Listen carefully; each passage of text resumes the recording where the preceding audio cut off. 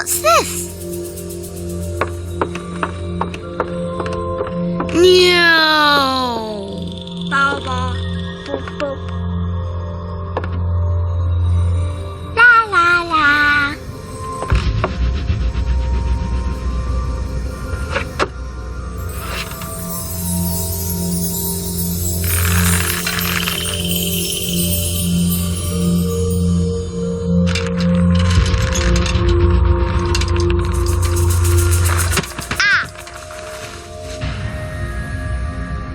Ooh.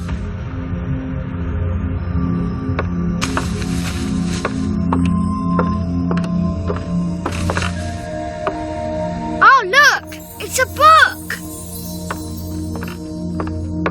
Maybe it's a book about pirates with a treasure map. No, I don't think so.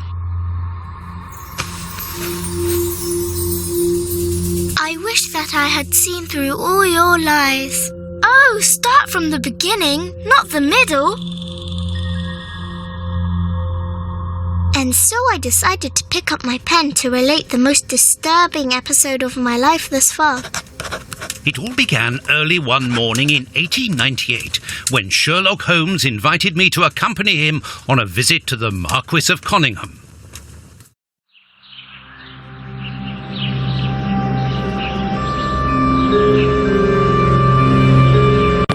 Watson, my dear fellow, we can now go and inform the Marquis that we have found the Samoan necklace, and very much faster than Inspector Baines' tool, which pleases me. Have you really solved the theft, Holmes? And so quickly? I have indeed, Watson, and believe me, it was completely unnecessary to spread out all over London, as our friend Baines thought was best.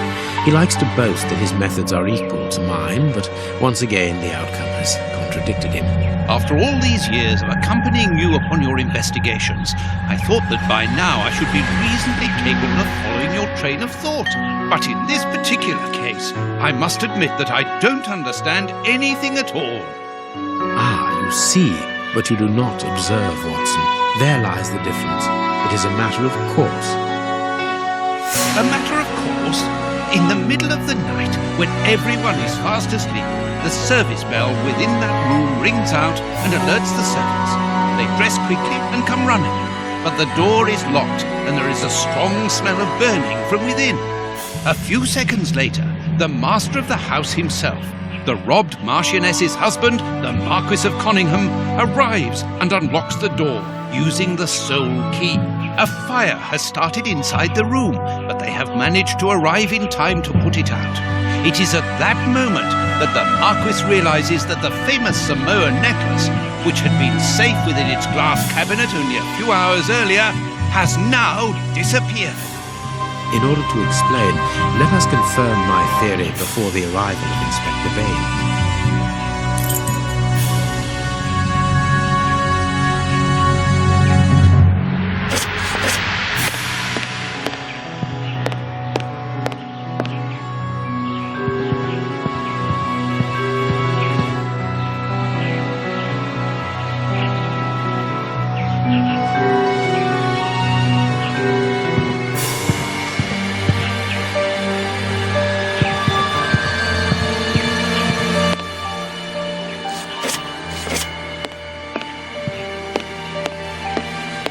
This window was cut with a diamond, a clean, discreet piece of work.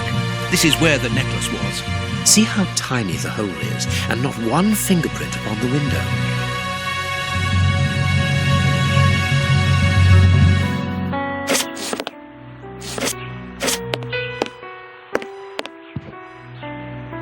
All the windows are locked. They've not been forced. A mark undoubtedly made by a diamond. Someone tried to cut the glass, but he was interrupted. Therefore, the thief tried to escape through the window, but he was interrupted.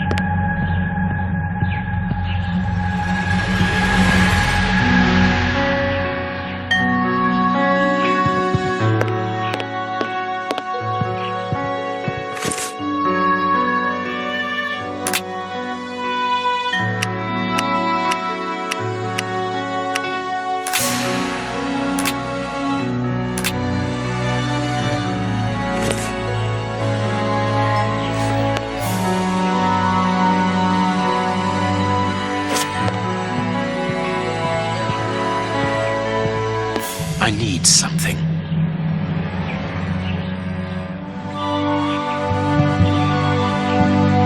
Let us examine the crumpled scores that have fallen off the piano.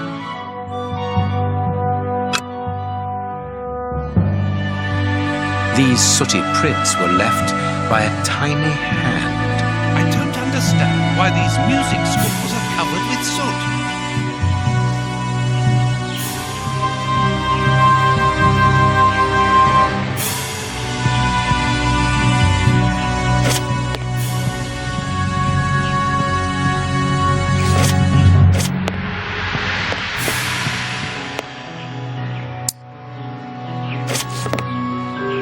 The fire started here, just beneath the bell pull. Whoever pulled the cord would have had his feet in the fire, unless it was pulled before the fire started. The chest wasn't opened. The necklace wasn't in it. Heading towards his chosen escape route, probably the window, the thief knocked over the stool, which then caught fire. But why didn't he try to put the fire out at once? Footprints. You are not going to get on your knees to examine them. There is no need. It is soot. The servants must have trodden in it while they were putting out the fire. Strange. There are some objects here that have been knocked over.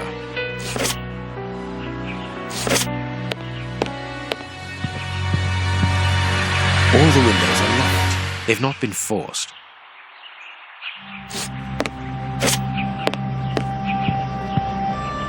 These documents are not very interesting, even though they're addressed to the Minister of Maritime Affairs. The Marquis himself. A candle. It must have fallen from the chandelier. Not very well kept, this aquarium. I can see a dead fish floating on the surface.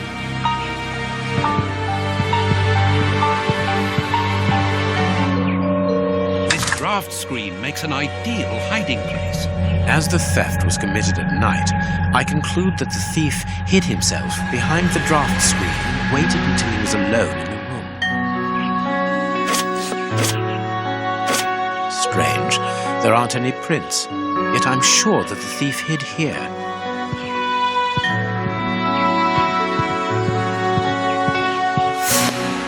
When the servants arrived at the door, having been alerted by the bell, they saw evidence of the theft and the fire, but they didn't see the thief. This door is very hard to force. The Marquis is the only person to have the key. The thief could not get out through here until eventually, when the door was opened by the servants. Ah, Mr. Holmes, you're already here. Good morning, Inspector. You've arrived just in time. Scotland Yard arrives like the cavalry, always in the nick of time. Ah, I know that satisfying expression, Mr. Holmes. Have you already solved the case? It's possible. We have retraced the thief's rather unusual footsteps. He is a true acrobat. But what I cannot understand is that when the servants entered the room, there was no one to be seen. An acrobat, perhaps, but an invisible one? I do not think so. The only explanation is that the thief escaped before the servants arrived. I don't know how, but there is no other way. Half a point for the doctor, nil for the inspector. I am pleased to see that you find the situation amusing, Mr. Holmes. Very well then, explain. Dr. Watson was correct when he mentioned acrobatics, but he is mistaken about the nature of the acrobat. As for you, Baines, you're quite incorrect, as the thief was in the room when the servants entered. Explain, for heaven's sake, Mr. Holmes. Watson, how could a thief be missed in the middle of 8 men? I don't know. Because he is very small? Stop teasing us, Holmes. Exactly, because he is small. Small and remarkably agile. You're thinking of a monkey? And a trained monkey at that, without a doubt. A Leontopithecus rosalia from Central America. The animal had been hidden inside the room for several hours, calmly awaiting the signal from his master. Once night had fallen and the room was empty, a high-frequency whistle alerted the monkey that it was time to begin the procedure for which he had been trained. The monkey emerged from his hiding place and used the point of a diamond to open the glass cabinet and steal the necklace. He headed across to the window by the chimney, but knocked over the stool, which in turn knocked aside the fire guard and started the fire. The frightened monkey jumped from the chimney by swinging from the bell pull, thus alerting the house servants. He then went to the window and began to use his diamond to cut a hole, but was interrupted by the staff trying to gain entry by the door, and he panicked again. He ran across the piano, scattering the music scores onto the floor, before hiding inside the chandelier, knocking over a candle. Finally, the servants and the Marquis entered the room, leaving the door open while they put out the fire. It was during the confusion that our agile little thief made his escape through the doorway. As simple as that. A brilliant explanation. Bravo, Holmes. And the necklace? I can see it from here, my friends. It's right in front of us. We have searched the room from top to bottom, Holmes. How were we unable to find it? Because we paid insufficient attention to the only victim of this affair. What victim? No one is dead? Yes, Watson, a poor goldfish whose destiny was to die, crushed by one of the most precious necklaces in England. The aquarium is just beneath the chandelier. I understand. The little monkey had likely hung the necklace around its neck and lost it when he leapt from the chandelier. The jewels fell into the aquarium, where they remain now.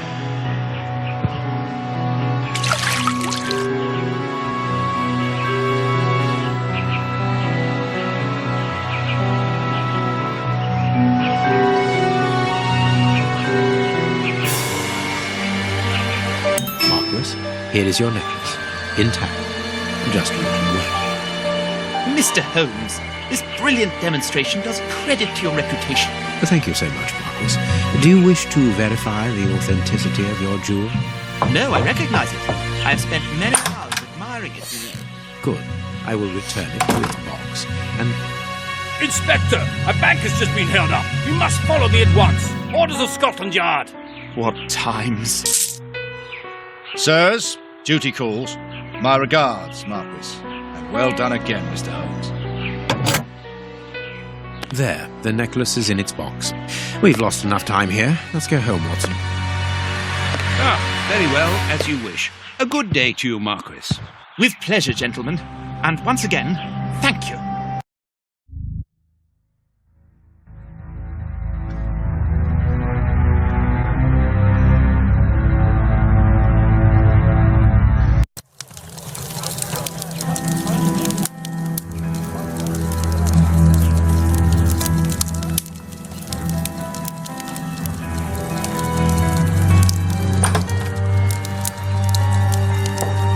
This morning's newspaper. Holmes, have you read this article about you? No, Watson, not yet, and I won't have time to. Read it before you leave. It's outrageous. If you insist.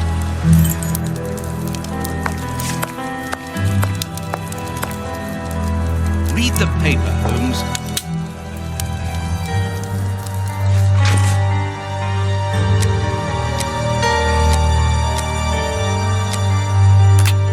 Prince Woodville, French culinary expert and bagpipe player, might be our next king.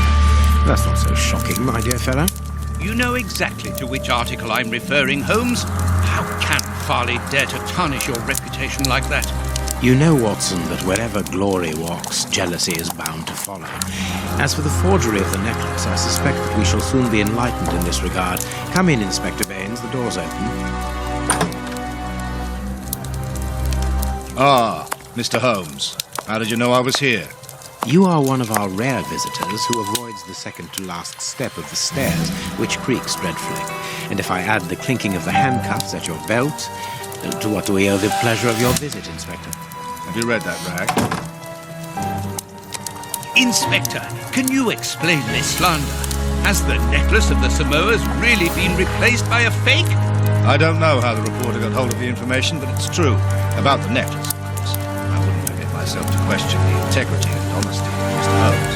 The necklace is a forgery? Impossible! I saw the Marquis authenticated before my very eyes, before Holmes returned it to its place. Mr. Holmes, the Marquis believes Osmond Farley's theory. I shouldn't be surprised if the report isn't behind all this slander about you. He's a freelancer, explosives, objective items. In any case, the Marquis assures us that you were the last person to have the necklace in your hands. Let's return to the Marquis's house, Holmes. I'm sure that we'll have no trouble in taking apart this theory. It is unnecessary.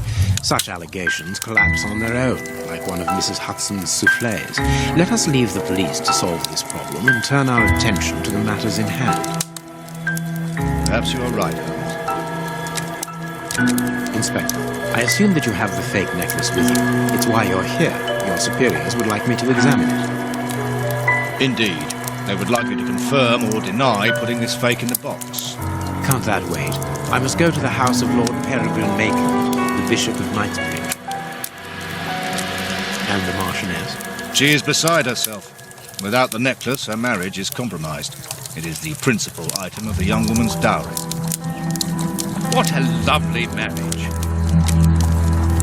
Holmes, forgive me for insisting, but don't you want to examine the fake jewellery? Watson, I have an appointment, and it's out of the question that I arrive late. It will only take you a couple of minutes. You really must quell the suspicions put forward in this appalling article. If you will allow me, Inspector. Be my guest. Very well.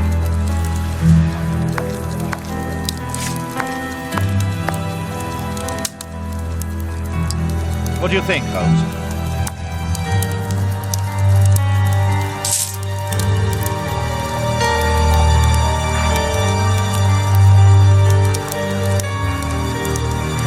These three pearls are of poor quality. This pearl is a different color. These three pearls are of poor quality.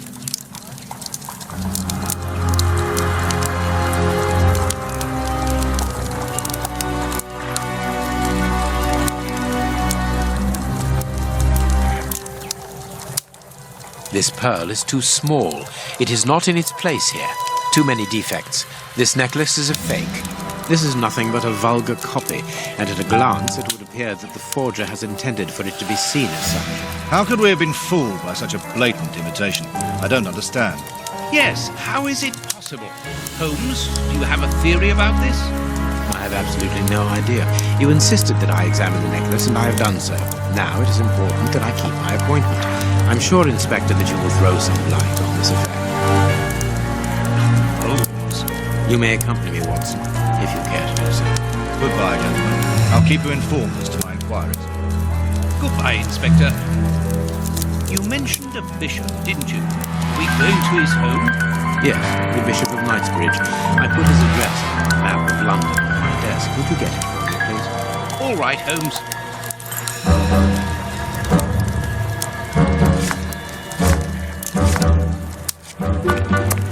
Have you found my map of London?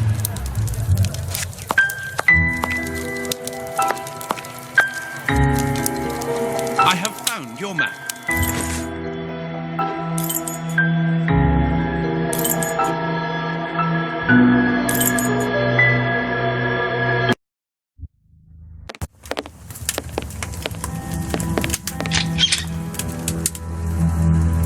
The police? Already? How did you know? May we see the Bishop of Knightsbridge? Yes. Yes, of course. But come in.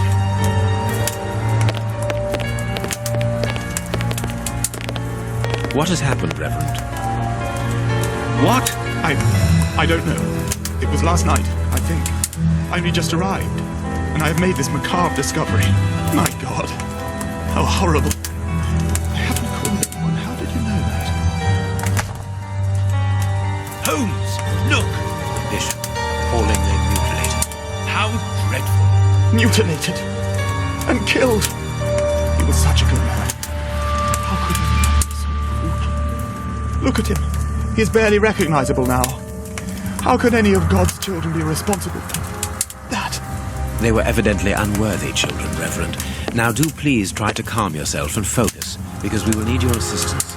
Do you have any idea as to the motive behind this? I haven't had time to do an inventory, but nothing appears to have been stolen. And anyway, His Excellency didn't own anything of great value. I don't know what else I can tell you. Note this down, please, Doctor. Doctor? But you aren't the police? No, Reverend. I am Sherlock Holmes, and this is Dr. Watson. We are here at the request of the Bishop. In that case, I must ask you to leave, and not to touch anything. I must get in touch with the authorities without further delay. Reverend, when the inspectors of Scotland Yard find themselves at a dead end, which they quite often do, I assure you, then they turn to me for help. If you will allow us to continue our investigation, then you shall have the answers to all of your questions. Out of the question! I don't even know you! I'm going to call the police, whether you like it or not. It would be better for everyone, Reverend, if you kept your temper. Watson, are you taking notes? This affair promises to be a complex one. Therefore, we must not overlook the slightest detail. Yes, Holmes. I am keeping a meticulous set of notes. I have created a very clever deduction board. One thing we can be sure of at the moment is that this crime was not for gain. The Reverend has informed us that nothing valuable was stolen. And indeed, it would seem that the Bishop had nothing of any worth to take. Very good, Watson. Do continue.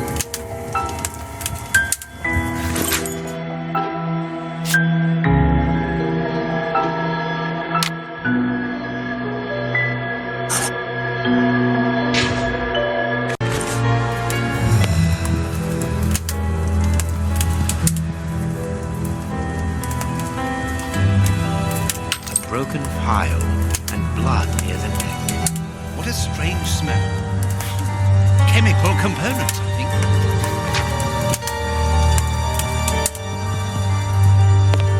This stove is filled to overflowing.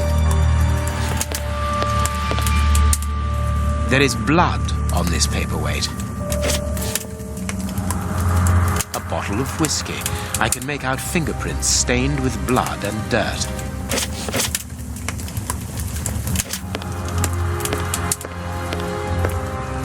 A broken bottle of whiskey. However, the Bishop of Knightsbridge was known for his sobriety. It would seem that the brutes who tortured the Bishop to death were intoxicated with alcohol.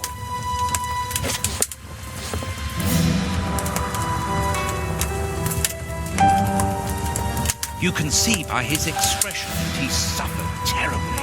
His mouth is covered in blood, and I can make out strips of skin between his teeth. His chest has been lacerated, I would say, with a very sharp and fine blade.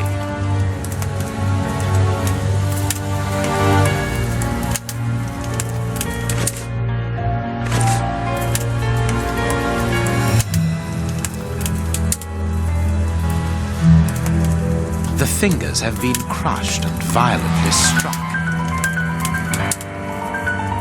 A piece of rope that was used to tie up that poor man.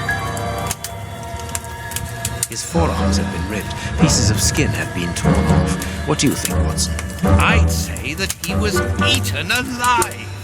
Yet I've noticed a curious degeneration of the skin tissue around the wounds.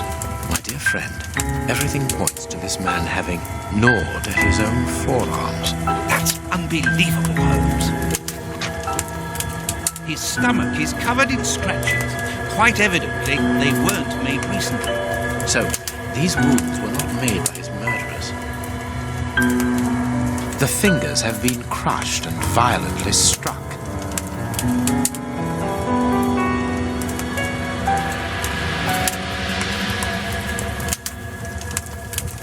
This poor man was tied just below the knees. To stop him from walking, certainly, but mostly to free his feet. These burns are terrible. His feet have been burned. My first impression is that he wears a size 9 shoe. You! But what does it matter, Holmes? My God, Holmes, this man was horribly tortured. A finger. Apparently it doesn't belong to the Bishop of Knightsbridge. How dreadful.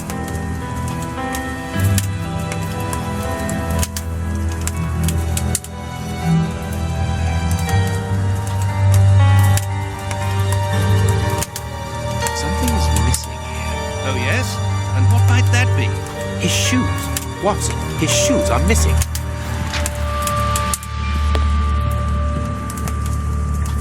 Watch where you're putting your feet, Watson. Have you noticed these prints upon the ground? Well, yes, those muddy marks. See here, Watson. Footprints can often provide more vital information than the very best of informants. Yes, if you know how to make them talk, that is. It's child's play, Watson. We will begin by excluding the contaminating prints, which are yours and mine from where we came in, and those of our dear Reverend who was so impatient to call the police. I need something.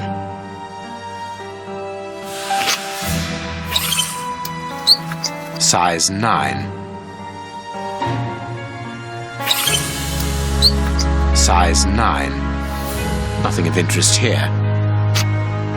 I need something.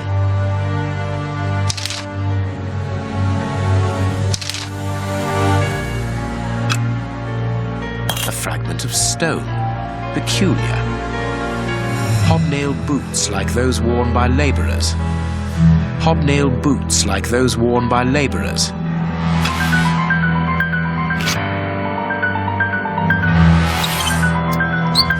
Size 9.5.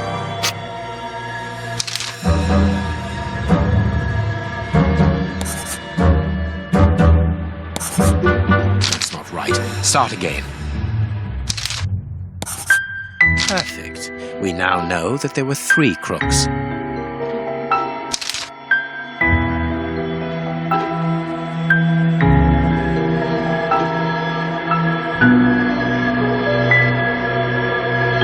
Strange but true. One of the crooks was wearing a different pair of shoes when he left here.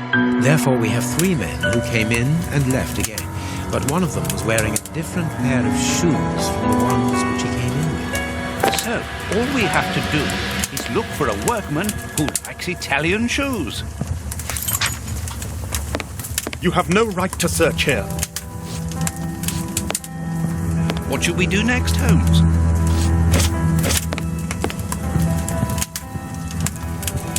The picture of Peregrine Maitland, commander of the infantry brigade of Her Majesty's Guards at Waterloo. The Bishop of Knightsbridge has the same name as his ancestor, an illustrious family.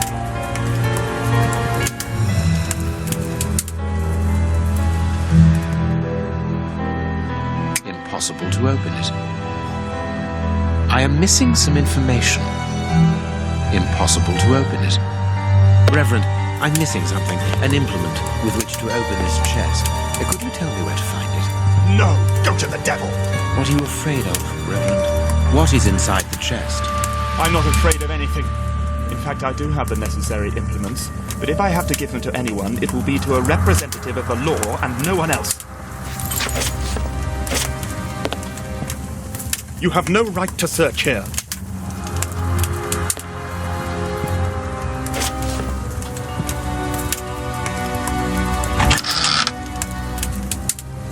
A whip?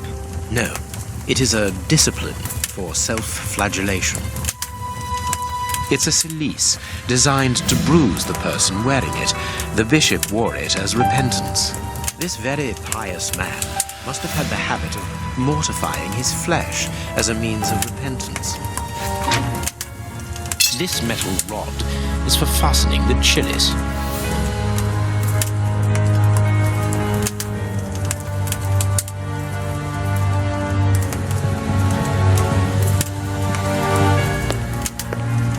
This door has not been forced. Where does it lead, Reverend? To His Excellency's room. There is just a mattress and a stool. The bishop's bedroom. It is very austere. Nothing in particular. It is impossible to get out.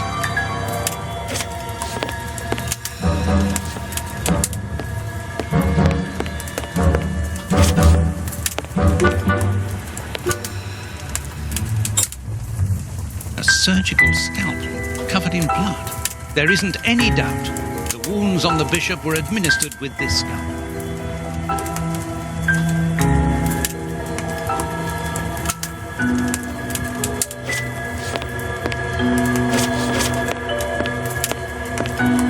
You have no right to search here.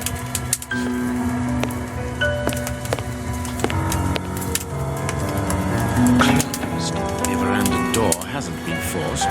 Strange. Reverend, might I have the key? No! You have no authority here. Let me call the police.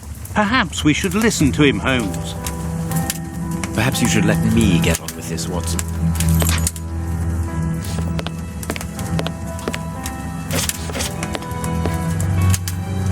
Closed.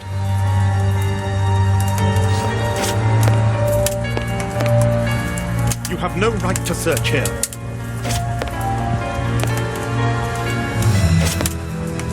I cannot leave now. Let us look at our deduction board, Watson.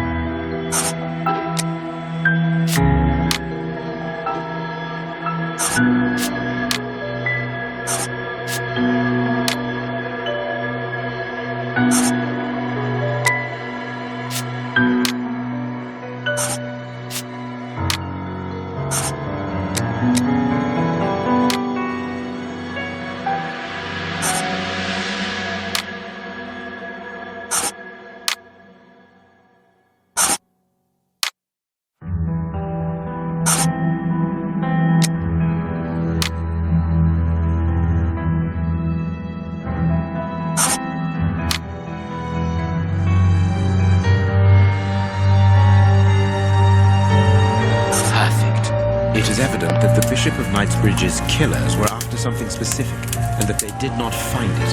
Reverend, I shall ask you one more time. Open the chest. The item they were seeking must still be inside. It is unlikely that they will let this matter rest. They will most certainly return to finish what they started. And I am telling you once more, the chest is locked and shall remain so. Very well. We have reached an impasse. You are a stubborn man, Reverend. Watson, accompany our friend to the police station and return with Inspector Baines. Baines and no one else. I shall wait for you here. Go. Alone at last. Now I can continue my investigation. This lock should be easy to pick. Let's see.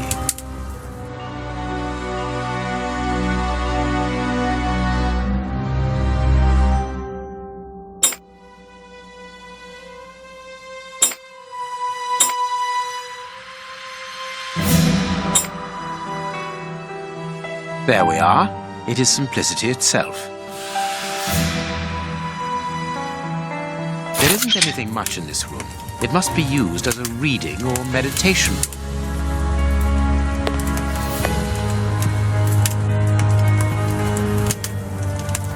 An ink stain.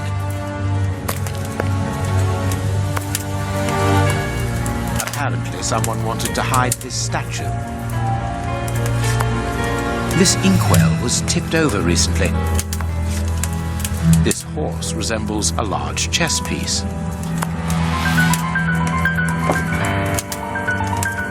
There is a message underneath this statue. Let's see.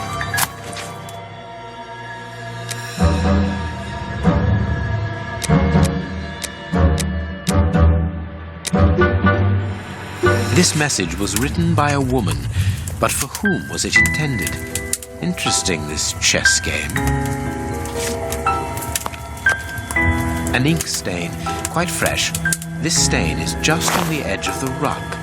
Let's see. There is nothing on the floor, yet the ink must have soaked through the rug. The ink stain on the floor comes from the ink on the rug, but they are not in the same place. Someone has moved the rug recently.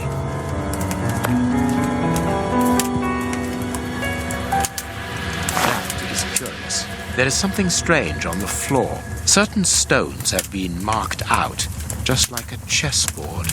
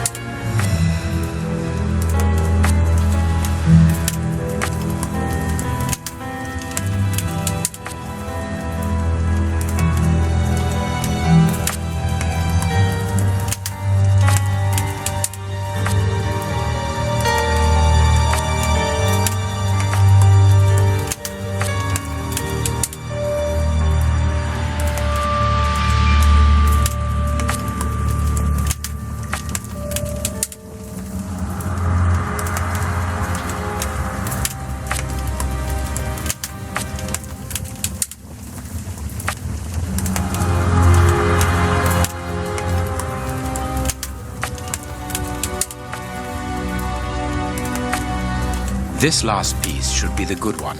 It will have to be pulled free.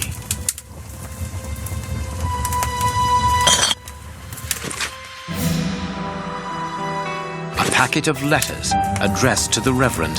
They were written by a woman who mentions his illegitimate children. Their affair isn't official.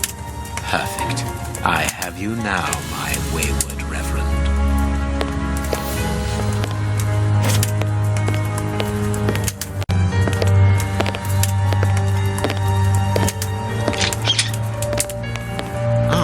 Watson, you were gone a terribly long time, and Inspector Baines isn't with you. I'm afraid not, Holmes. We were unable to find him. Dr. Watson will not allow me to contact any inspector other than this Baines. What manners! I am a man of the church. My dear Reverend, I notice that you are a chess lover. I trust you will excuse me, but I am never able to resist the appeal of a half-finished game. You are an expert at chess. Very well, then. What do you want now? As you might have guessed, resolving your small chess problem has allowed me to discover some very interesting letters. Letters? What do they say? Reverend, why hide these letters here and run the risk of the bishop finding them? Holmes, what's in the letters? Not now, Watson. Where else could I have hidden them? My own chambers are too austere. We could offer no cover. I knew, however, that His Excellency, may he rest in peace, would not notice my game. The contents of the Bishop of Knightsbridge's chest interest me greatly. Give me the elements you hold, Reverend. Out of the question. With the bishop no more, you are therefore the apostolic director of a diocese, are you not? Well, yes, but only until someone else is appointed. I am certain that the Honourable Bishop of York, whom I have the privilege of knowing well enough for him to listen to what I have to say, would recognise your qualities for the post. If I receive new responsibilities, it will be through my faith and devotion, nothing else. I am a gentleman, and it would distress me to be obliged to pass this correspondence across to your superiors. Holmes, I know that the end justifies the means, but allow me to express some reservations about how you are proceeding. You say you're a gentleman, but I hear nothing but the words of a blackmailer. The stems that you are looking for are scattered about this room. Manage by yourself.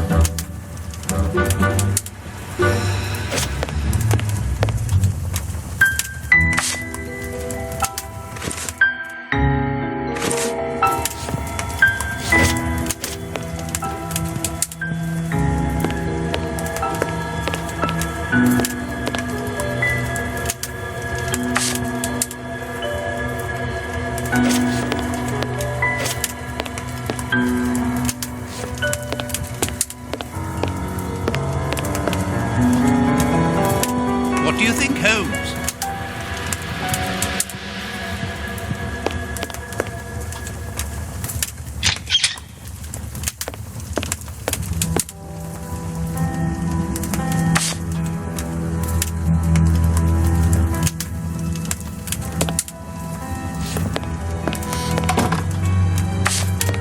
You have won. Evidently, as I always do. What are you able to tell us about the Bishop of Knightsbridge's last days? Did anyone come to visit him? Did he seem worried, anxious? Do not omit the smallest detail. His nephew came to see him yesterday at His Excellency's request. I found this visit a little peculiar because the young man rarely visits his uncle. Do you know why that might be? Were they on bad terms? I don't think so. It's rather a consequence of his work. The young man is employed within the archive section of the Royal Library. It doesn't leave him with a lot of free time. Do you know the reason for his summons? No, but the conversation was very heated. It only lasted for a few minutes and ended with the nephew in a terrible rage. Interesting. I've answered your questions. Will you now let me contact the authorities? I'm afraid not, Reverend.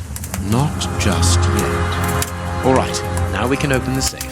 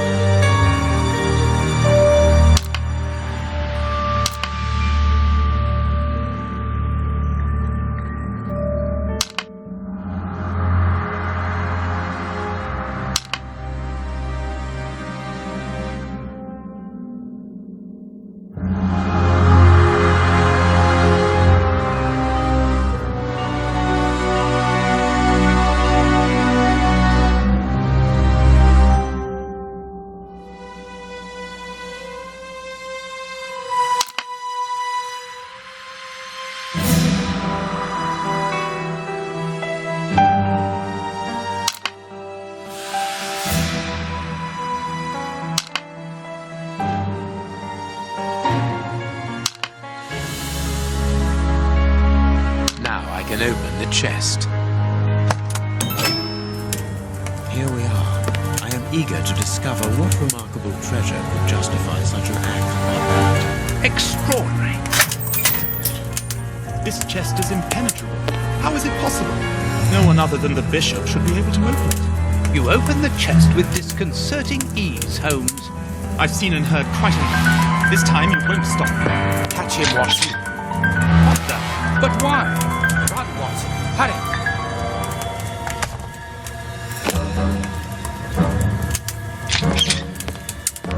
He's escaped. I hope that your motivations are founded, Holmes. I don't much like skirting around the edges of the law like this. It is annoying. Let's leave without delay. What have you found in the chest, Holmes? What in there is so precious for these men to commit such terrible acts? The Reverend was telling the truth. Nothing important was locked inside the chest, apart from a few religious items which are hardly worth stealing. So, we haven't made any headway. Perhaps the police will. By the time the police arrive, we shall be a long way from here, Watson. We are leaving. What should we do next, Holmes? Let us return to Baker Street as quickly as possible.